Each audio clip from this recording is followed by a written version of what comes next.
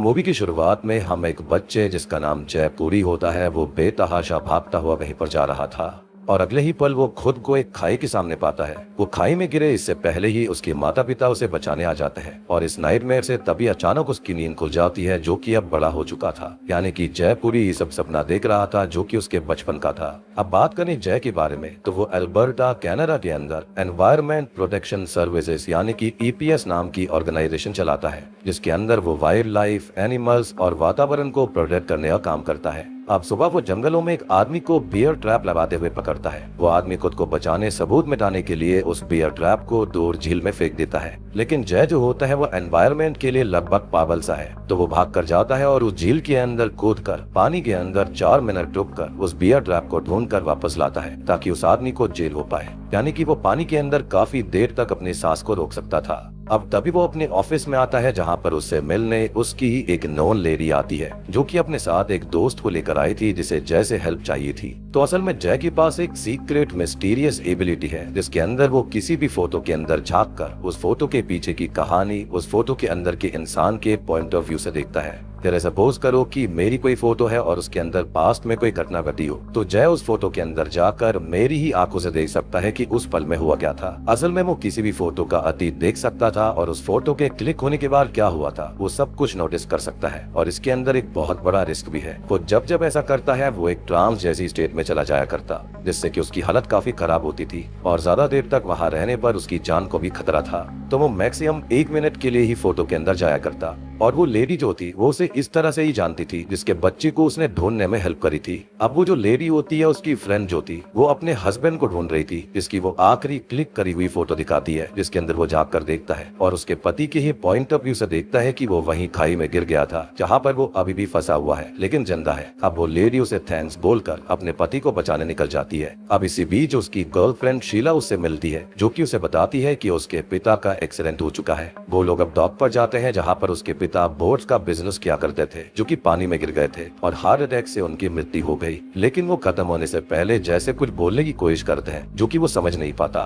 खैर अगले सीन में पुलिस अपनी फॉर्मेलिटीज को पूरा करती है। उनका अंतिम संस्कार होता है जिसके बाद उनके बहुत ही पुराने दोस्त और लॉयर जिनका नाम अनिल था वो उनकी विल को पढ़कर सुनाते हैं जिसके अंदर उन्होंने अपनी सारी संपत्ति अपनी बीवी सावित्री के नाम कर दी थी। अब शीला को ये जानकर थोड़ा सा अजीब लगता है क्योंकि जय उनका एक लौता बेटा है, फिर भी उन्होंने उसे कुछ भी नहीं दिया, जिस पर वो ये कहता है कि उनके पिता का पैसा वैसे भी वातावरण को गंदा करके आया था तो उसको वो वैसे भी नहीं चाहिए। और हम ये भी जान पाते हैं कि उनके बिजनेस को वो जरा सा भी पसंद नहीं करता था, जिससे कि दोनों पिता और बेटे के बीच काफी दूरियां थी जो कि बढ़ती ही चली गई और एक वक्त पर जय ने घर ही छोड़ दिया था। खैर अगले सीन में जय अपनी माँ से बात करता है और वो उसको ये बताती है कि वो अपनी सारी संपत्ति जय की ऑर्गेनाइजेशन के नाम ही करने वाले थे, लेकिन आखिरी पल में उन्होंने ऐसा पता नहीं क्यों कर दिया, अपना फैसला क्यों बदल लिया। और जय को भी एहसास होता है कि उसी सुबह वो उससे मिलने भी आए थे जो कि उससे कहते हैं कि आज उनकी कंपनी की एनुअल पार्टी है जिसमें वो चाहते हैं कि जय जरूर शामिल हो, इवन दो वो रिक्वेस्ट करते हैं क्योंकि आज वो अपनी गलती सुधार कर सब कुछ सही करना चाहते थे। मतलब कि वो सच में अपना बिजनेस छोड़कर सब कुछ जय और उसके एनवायरमेंट प्रोटेक्शन सर्विस को देने वाले थे, लेकिन वो ना उन पर यकीन करता है ना ही बात मानता है और आने से मना कर देता है। और अगर वो वहाँ जाता तो शायद से वो आखिरी बार अपने पिता से अच्छे से मिल सकता था। खैर अब रात को उसको एक अजीब सा सपना आता है जिसके अंदर वो अपने घर को देखता है, जिसके अंदर जाते जाते वो उस दिन की ग्रुप फोटो के सामने आकर रुक जाता है जो कि उसकी माँ सावित्री ने खींची थी, जिसके अंदर उसके पिता जतिन, उसके दोस्त अनिल, जतिन का भाई सुंदर और जय का दोस्त आदित्य भी था। और आदित्य जो होता है वो जय के पिता का बिजनेस पार्टनर भी होता है। खैर अब उसके पिता उससे हेल्प मांगते हैं जिसके साथ ही अचानक उसकी नींद खुल जाती है। खैर अब शीला उसको संभालती है और वो उससे थोड़ी बहुत बात करके उसे शादी के लिए प्रपोज कर देता है, जिससे कि वो काफी खुश थी। अब अगले सीन में उसके पिता का फ्यूनरल होता है जिसमें सब उनके बारे में बात करते हैं कि तभी वहाँ पर हबीबुल्ला पाशा उर्फ हैप्पी नाम का एक डिटेक्टिव जैसे मिलने आता है। वो ये बताता है कि उसके पिता ने उसके लिए बहुत सारे फेवर्स किए हैं और अब वो उनके लिए कुछ करना चाहता है। वो आगे बताता है कि उसके पिता अच्छे से तैरना जानते थे, जिंदगी भर बोट्स का बिजनेस कर रहे थे, लेकिन फिर वो डूब के रह सकते हैं। इस पर वो कहता है कि उन्हें हार्ट अटैक आया था, जिस पर हैप्पी ये बताता है कि उसे ऐसा नहीं लगता, उसके हिसाब से उनका खून हुआ है। लेकिन जय को ये बात बिल्कुल बकवास लगती है, जिसके चलते हैप्पी वहाँ से जाने लगते हैं। वो जाते जाते जय को ये बोलते हैं कि वो इस बात पर गौर करे कि उनकी मौत से सबसे ज्यादा फायदा किसको हुआ है। अब हैप्पी पुलिस स्टेशन जाता है जहाँ पर उसके कुछ कॉन्टेक्ट थे, क्योंकि वो पहले पुलिस में ही था, और वो सभी आई विटनेस की टेस्टिमनीज को रीड करता है,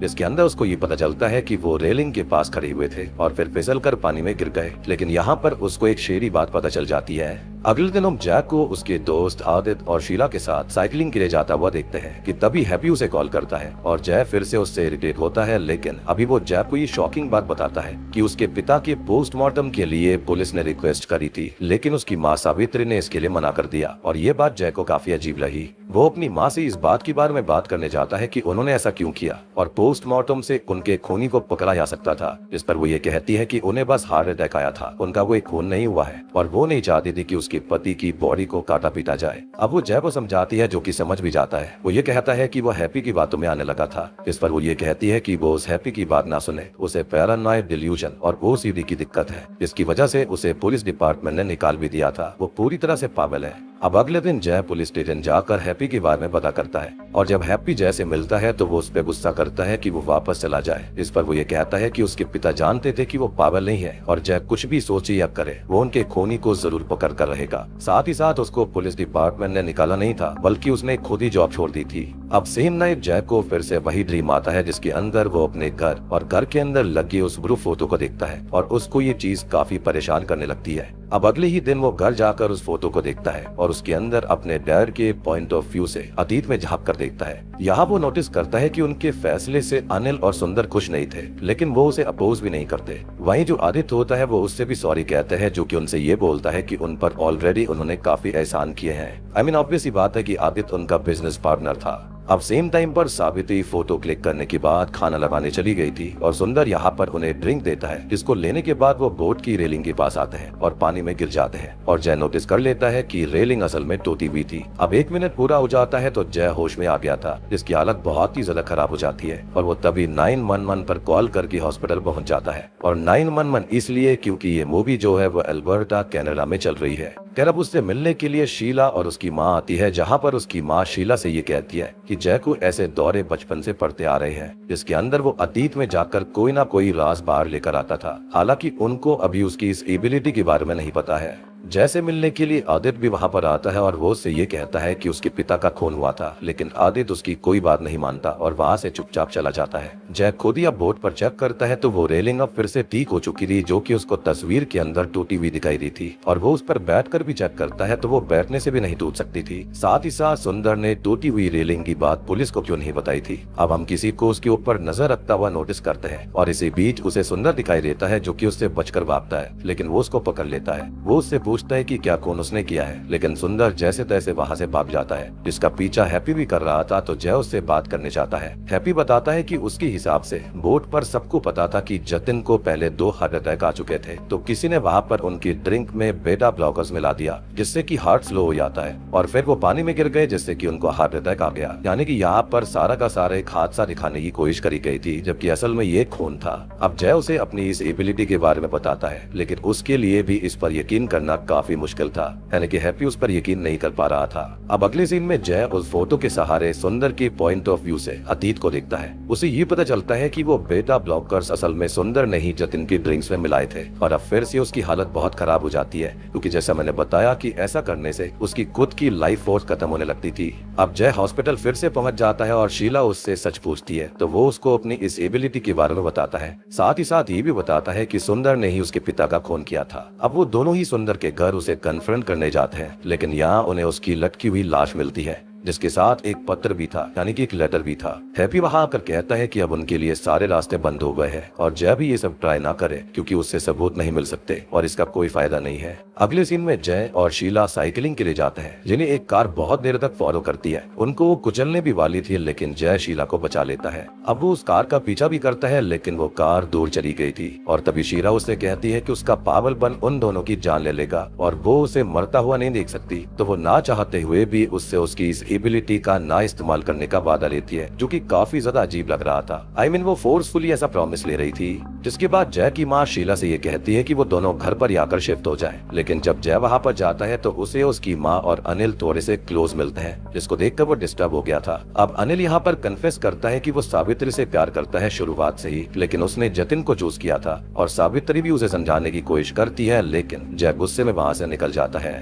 अभी तक ऐसा ही लग रहा है कि जैसे जतिन को सबने ही मिलकर मारा हो, क्योंकि यहाँ पर सबके पास कोई ना कोई रीजन था उसे मारने का। एनीवेज अब वो एक बार के अंदर बैठा होता है जहाँ पर आदित्य उसके पास आता है और वो आदित्य से भी यही बात करता है कि कहीं उसने ही तो खून नहीं कर दिया, और सब उसे पागल समझ रहे हैं। लेकिन आदित्य उसको समझाता है कि वो ये सब छोड़कर अपने ऊपर ध्यान दे। अब अगले सीन में जय घर पर ही था, जिससे मिलने के लिए हैप्पी आता है, और जय जो होता है वो आखिरी एक हफ्ते से कहीं गया ही नहीं था, जिससे कि वो थोड़ा सा परेशान था। अब वो दोनों आपस में थोड़ी बहुत बात करते हैं और हैप्पी उसे बीबीजी नाम की एक लेडी के पास जाने के लिए कहता है, जो कि उसकी इस एबिलिटी के बारे में कुछ हेल्प कर सकती थी, यानी कि हैप्पी ने उसके ऊपर यकीन किया था। अब इसी बीच हम देखते हैं कि कोई अननोन पर्सन जय के ऊपर पूरे वक्त निगरानी रख रहा होता है, उसे बराबर ट्रैक कर रहा होता है, उसके पल पल को घर के कोने कोने में लगे हुए कैमरा के जरिए देख रहा था और रिकॉर्ड भी कर रहा था, यानी कि ये कोई बहुत ही बड़ी प्लानिंग के तहत चीजें हो रही थी। अब जय जो होता है वो बीबीजी से मिलने आता है, जो कि असल में एक शेमन होती है, और वो उनसे अपनी इस एबिलिटी के बारे में बताता है।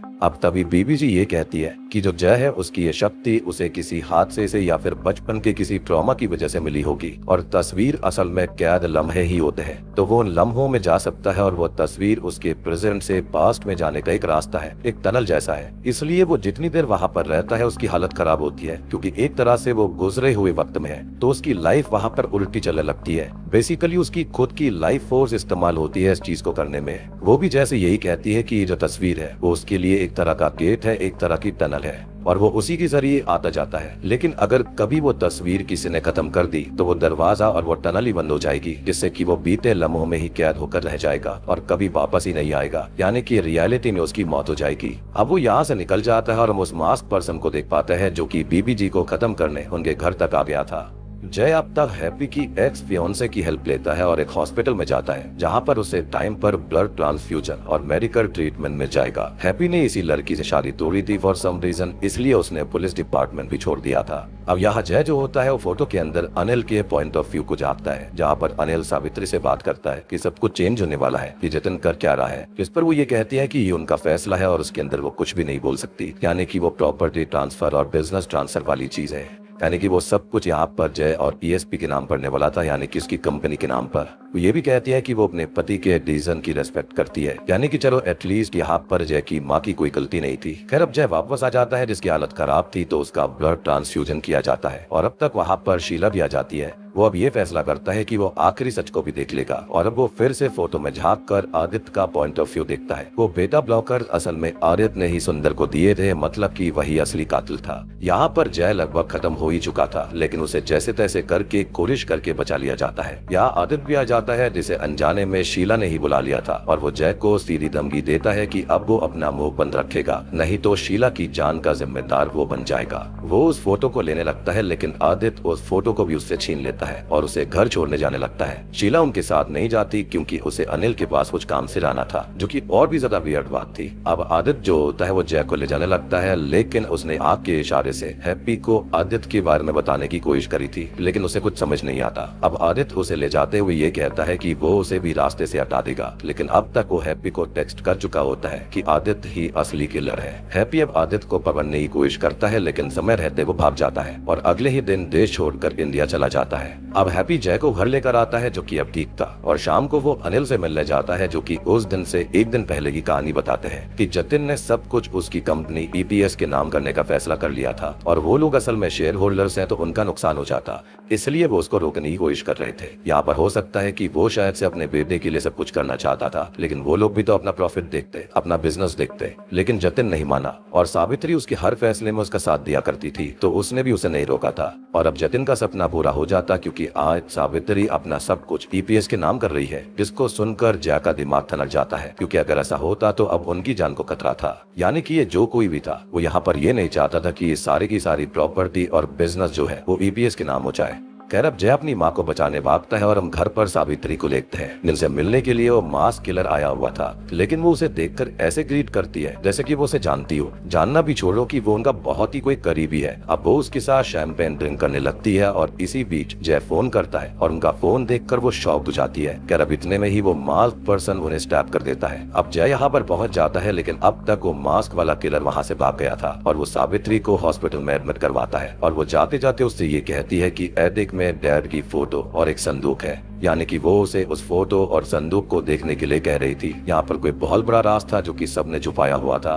एनी जब वो एटिक में जाकर यहाँ वहां ढूंढता है तो उसे उसके डैड की एक फोटो मिलती है जिसके पीछे एक सीक्रेट चेम्बर के अंदर एक संदूक रखा हुआ था, जिसे वो ओपन करता है तो उसके अंदर उसके पुराने खिलौने और कपड़े थे। साथ ही साथ एक फोटो एल्बम था जिसको देखकर वो हिल जाता है। तभी वो हैप्पी को कॉल करता है कि वो फिर से तस्वीर में जाएगा, क्योंकि असली सच उसकी आंखों के आगे ही था जिसे वो कभी देख ही नहीं पाया, और उस दिन बोट पर कोई और भी मौजूद था। खैर हैप्पी उसे रोकने की कोशिश करता है लेकिन वो नहीं मानता। अब वो हॉस्पिटल जाकर एक एड्रेनालिन शॉट ले लेता है जिससे अगर उसकी धड़कन रुक भी जाए वो होश में आ जाएगा, लेकिन चांसेस यहाँ पर 50-50 थे, वो मर भी सकता था। अब वो घर आकर उस इंजेक्शन को ऐसे अपने हाथ से लगाता है कि एक ही फिंगर के पुश से वो अंदर हो जाए, और अब फाइनली वो सच जानने एक आखिरी बार तस्वीर में जाता है। और दोस्तों अभी यहाँ पर खुलते हैं इस कहानी के असली पत्ते। तो वहाँ पर असल में बोट पे कोई और भी मौजूद था, और वहाँ पर जो था वो यहाँ पर जय को खत्म करने आ जाता है। यानी कि ये जो कोई भी था इसको पता था जय की एबिलिटी के बारे में, और अब तभी वो उस फोटो को वहां जलाने लगता है, क्योंकि ऐसे जय भी खत्म हो जाएगा। और तस्वीर के अंदर जय अपने डैड के पॉइंट ऑफ व्यू से गिरते हुए खुद को देख रहा था, लेकिन ऐसा कैसे हो सकता है, और वो भी सबसे बड़ी बात की अतीत में। तो इसका जवाब हमें उसकी अतीत में ही मिलेगा। आपको याद होगा कि शुरुआत में जय को एक सपना आता था जहाँ पर वो एक पहाड़ी के पास था और उसको बहुत ही अजीब फील हो रहा था। तो असल में जय का एक ट्विन ब्रदर था जिसका नाम जीत था, और एक दिन वो लोग फैमिली पिकनिक पर गए हुए थे जब वो खेलते खेलते खाई के पास आ जाते हैं, और जीत गलती से खाई में गिर जाता है, लेकिन उसको ये लग रहा था कि ऐसा जय ने किया है। सबको ये लगा था कि वो मर गया, लेकिन वो बच जाता है, जिसे एक आदमी अपने पास रखकर उसे टॉर्चर और अब्यूज करने लगता है। साथ ही साथ उसके मन में ये भी नफरत थी कि उसके भाई ने उसे मारने की कोशिश करी और उसके परिवार ने उसे कभी ढूंढा भी नहीं। खैर यहाँ पर जय को इस चीज का ट्रॉमा मिल जाता है, और जब जब वो जीत की तस्वीर देखता तो उसका ट्रॉमा ट्रिगर हो जाया करता, जिससे कि उसे ये एबिलिटी मिली थी तस्वीर के अंदर झांकने वाली। और डॉक्टर ये सजेस्ट करती है कि जय को बचाने के लिए वो लोग जीत का नाम और निशान पूरी तरह से मिटा दे, वो उसकी तस्वीर खत्म कर दे, उसके कपड़े खत्म कर दे, और हो सके तो देश को ही बदल ले, जिसके चलते ही जय के पेरेंट्स अल्बर्टा कनाडा आ गए थे। खैर अब जो जीत होता है वो एक दिन उस अब्यूजिव आदमी को खत्म करके आजाद हो जाता है, जो कि आज अपना सब कुछ जो उससे छिन गया था वो उसे वापस लेने कनाडा आ गया। सबसे शॉकिंग ट्विस्ट कि शीला भी उसके साथ थी। जी हाँ, वो असल में जीत की ही गर्लफ्रेंड होती है, और उसके प्लान के हिसाब से वो जय के पास आई थी उसकी गर्लफ्रेंड बनकर। उनका प्लान ये था कि वो दोनों जय की जिंदगी में आ जाएंगे, उसे मिटा देंगे, इसलिए वो उसे रिकॉर्ड करते थे, ट्रैक किया करते थे, ताकि जीत पूरी तरह से जय बन पाए। और आपको याद हुआ कि जो जय की माँ थी वो उस मास्क वाले किलर को ऐसा समझ रही थी कि उसके करीबी हो, तो वो उसे अपना बेटा जय समझ रही थी क्योंकि वो उसका हमशक्ल था। और उसके बाद जब उसको जय का फोन आता है तो वो शॉक्ड हो जाती है, क्योंकि जय तो उसके सामने बैठा था, लेकिन तब उसको समझ आता है कि ये जय नहीं बल्कि उसी का बेटा जीत था। लेकिन कहानी के अंदर ट्विस्ट तब आता है जब जतिन ने विल बनाई थी तो उसका पूरा प्लान फेल हो गया था, क्योंकि ऐसे पैसा उसके पास नहीं आता। तो उसने नया प्लान बनाया। उसने पहले आदित्य को अपने साथ मिलाया, फिर सुंदर को, और उस दिन सुंदर जय को जीत समझकर ही भाग रहा था। और सबसे बड़ी बात कि जीत का राज ना खुल जाए, इसके चलते उसने सुंदर को खत्म कर दिया, और फिर वो अपनी माँ को भी खत्म करने गया था, लेकिन खुशकिस्मती से वो बच जाती है। एनीवेज अब तभी वहां पर हैप्पी आ जाता है और वो दोनों में कंफ्यूज्ड हो जाता है, जिस पर शीला हमला करके उसे जान से मार डालती है। अब वो लोग उन दोनों को बोट पर लाते हैं और हैप्पी की बॉडी को पानी में फेंकने के बाद जय को उसके अंदर डाल देते हैं। लेकिन जो फोटो होती है ना वो पूरी तरह से अभी जली नहीं थी, एक डॉट बची हुई थी, जिसके चलते टनल अभी भी ओपन थी।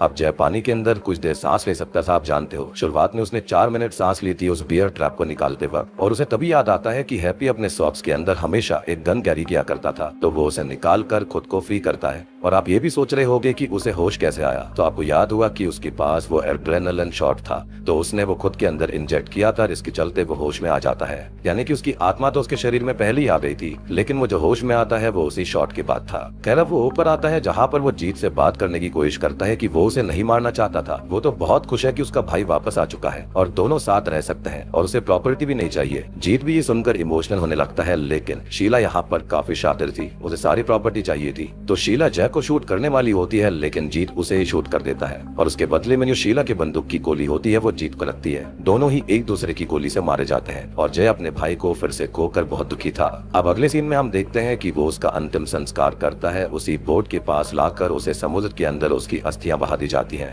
अब वो उसकी तस्वीरों को घर में लगा रहा होता है कि तभी वहां पर वो फिर से एक बार तस्वीर में जाने का डिसाइड करता है, लम्हों को आखिरी बार देने का डिसाइड करता है। लेकिन तभी उसकी माँ जो कि सही हो गई थी वो आकर उसे रोकती है, उसे मना करती है कि उसे ऐसा नहीं करना चाहिए और जो कुछ हुआ उसमें उसकी बिल्कुल गलती नहीं थी और इसी के साथ उसका ट्रॉमा भी चला गया था।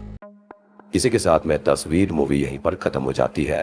तो दोस्तों, ये थी तस्वीर फिल्म की कहानी। उम्मीद करता हूँ कि आपको पसंद आई होगी। काफी अंडररेटेड थ्रिलर सुपरनैचुरल मूवी है ये। मूवी के अंदर जो भी कॉन्सेप्ट है वो मैंने आपको समझा दिया है, तो यहाँ पर किसी थियरी वगैरह की जरूरत नहीं है। लेकिन अगर आपका फिर भी कोई डाउट है तो आप कॉमेंट सेक्शन में जरूर पूछ सकते हैं।